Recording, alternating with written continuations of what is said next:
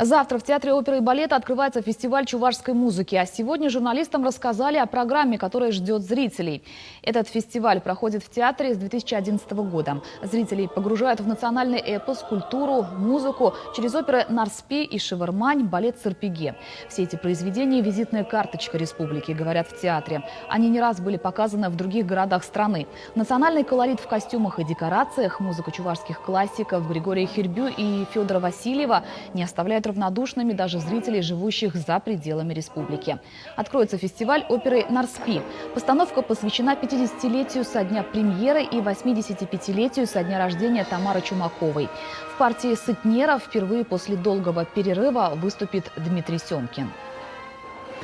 Конечно, хотелось бы, чтобы можно было приглашать солистов, можно было приглашать для участия в спектаклях.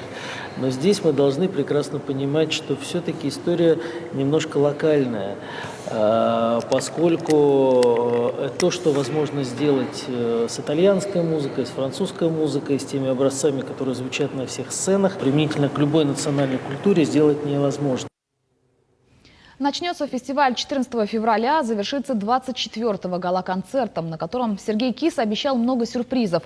Начиная с музыки 19 века, которая звучала при императорском дворе, и заканчивая сочинениями современных композиторов.